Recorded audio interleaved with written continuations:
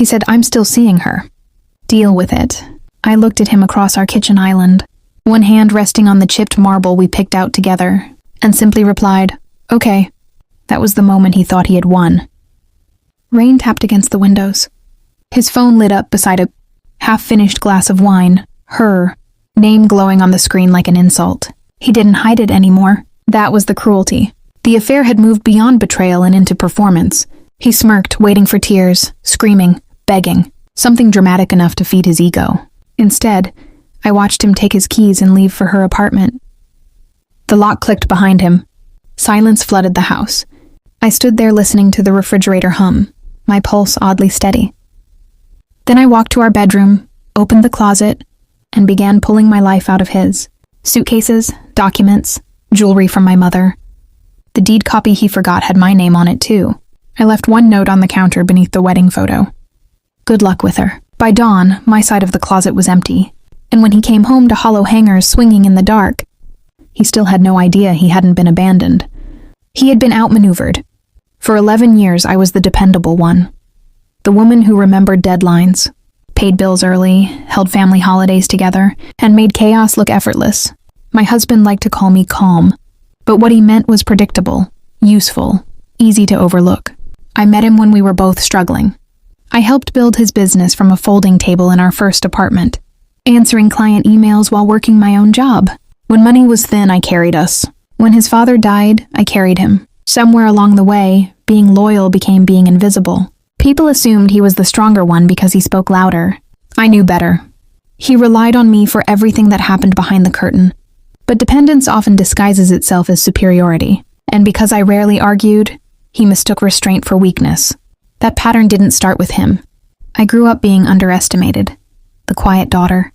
The reasonable one expected to absorb disappointment without complaint. I learned early that silence unsettles people more than shouting. So when he began treating betrayal like something I would simply endure, I recognized the old mistake. He thought kindness meant I lacked limits. What he never understood was this. People who survive by observing become very good at leaving with precision.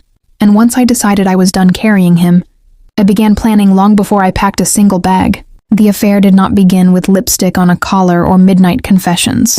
It began with smaller cuts. The kind people excuse until they realize they are bleeding. He started turning his phone face down. At dinner, he answered messages with a smile he no longer gave me. His eyes would drift to the screen, then back to me, distracted, as if enduring a conversation already over. Sometimes there would be a pause, just long enough for me to notice. He was deciding whether to lie. He began correcting me in front of friends. Tiny humiliations disguised as jokes.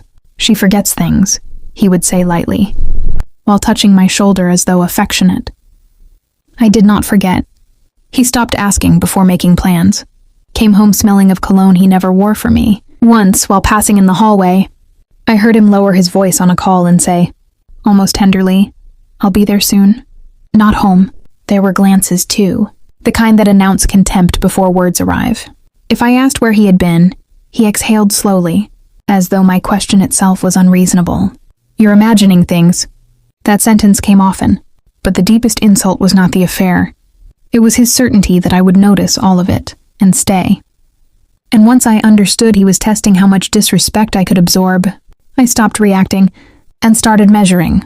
The turning point came 2 weeks before I left, though at first it looked ordinary. We were at a dinner with friends, candles burning low, glasses half full, the kind of evening built on polite performance. His phone buzzed beside his plate. He glanced down, smiled, softly, instinctively, and turned the screen away from me. Then our friend asked how we were doing. Before I could answer, he laughed and said, "She'd never leave me. She likes stability too much." Everyone chuckled. I did too, but something in me went still. It wasn't the arrogance of the affair anymore. It was the public certainty that I had no edge, no line he could cross. He wasn't just betraying me, he was counting on my obedience. That night, after he fell asleep, I opened the laptop and reviewed every account in my name, savings, property, records, insurance. I made copies, changed passwords, called an attorney from my car the next morning. No dramatic confrontation followed, just quiet movement. Then came the moment that sealed it. He looked me in the eye in our kitchen and said, "I'm still seeing her. Deal with it." He expected tears. I heard permission. When I answered, okay, it was not surrender. It was the sound a locked door makes just before it closes. And by the time he left for her place that night, my decision was no longer emotional. It was operational. I did not leave in anger. I prepared in layers. Because I had handled most of our household finances for years, I knew where every account lived, which bills were joint, which assets were protected, and which promises existed only as spoken illusions. He had mistaken delegation for trust. In truth, he had handed me a map. I met quietly with a family law attorney and asked practical questions. Not emotional ones. What could be moved legally? What records should be copied? What should remain untouched to avoid giving him leverage? I followed instructions precisely. I opened a separate account, redirected my income, secured important documents, photographed valuables, and forwarded evidence of shared assets to a cloud folder he did not know existed. Then I arranged the part he would feel. The lease on a small furnished apartment was signed in advance. Utilities transferred. Movers booked for the one evening I knew he would be with her. Even the note was deliberate, short enough to wound, calm enough to deny him drama. Good luck with her. No accusations. No threats. Just absence. My revenge was not destroying his life. It was removing every benefit he took for granted at once. My labor, my loyalty, my silence on his financial dependence. By the time he said, "Deal with it," I already had. He believed he was testing how much humiliation I would tolerate. He never realized he was helping me time my exit perfectly. The movers arrived 20 minutes after he left for her place. No chaos, no raised voices, just the soft scrape of boxes across hardwood, hangers sliding free, drawers emptying with almost ceremonial calm. I worked in silence, checking lists, sealing the life he assumed would still be there when he returned. By midnight, my side of the closet was hollow. I stood in the kitchen beneath the dim pendant light and placed the note beside his keys. Good luck with her. Then I locked the door from the outside and left. I imagined the moment before it happened. His headlights washing across the driveway. His footsteps casual at first. The front door opening. His voice calling my name with annoyance, not concern. Then the pause. The kind of pause that comes when a person realizes a familiar structure has collapsed. He later told a mutual friend he walked into an empty bedroom and thought he'd gone into the wrong house. Hangers swayed. Drawers gaped open. Even the framed photo from our hallway was gone. And for the first time, he understood absence can be louder than confrontation. He called all night. I did not answer. By morning, he had discovered the attorney's notice waiting in his email. That was the true payoff. Not the note. Not the empty closet. But the instant he understood, I had not fled in heartbreak. I had exited in order. And every consequence arriving after that had already been set in motion. The fallout spread quietly, then all at once. At first, he tried controlling the story. Told friends I had overreacted. Suggested I was unstable, impulsive. But lies weaken when facts arrive. Once the separation details surfaced, his affair, the attorney notice, the assets already documented, people stopped nodding politely and started asking him harder questions. Mutual friends pulled away from him first. Not because of the cheating alone, but because of the arrogance in how he handled it. People forgive mistakes more easily than contempt. His family called me privately embarrassed. His sister said, "He thought you would never leave." She sounded less surprised by what he did than by the fact I finally refused it. And him? He lost more than a marriage. He lost the invisible structure I'd been holding together. Finances, routines, credibility, emotional cover. Once that vanished, others saw how much of his confidence had been borrowed. My own stakes were different. Leaving cost comfort, history, identity. You do not walk away untouched.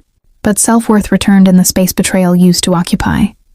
That matters because this was never only about infidelity. It was about what happens when someone mistakes loyalty for permission to diminish you. People should care, because many betrayals do not begin with catastrophe.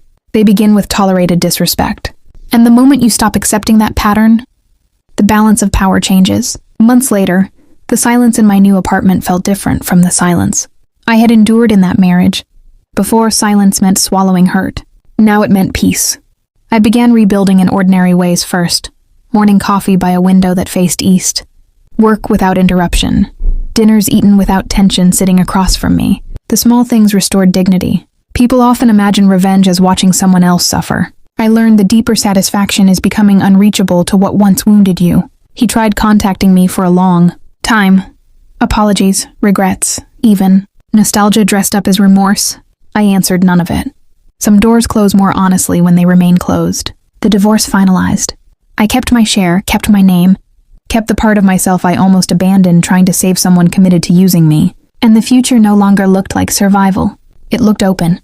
I took trips I postponed for years, reconnected with friends I had neglected while protecting a broken marriage. I trusted my instincts again. Most importantly, I stopped confusing endurance with love. That was the real revenge, not punishing him, but refusing to let betrayal define the rest of my life. He thought coming home to an empty closet was the moment he lost me.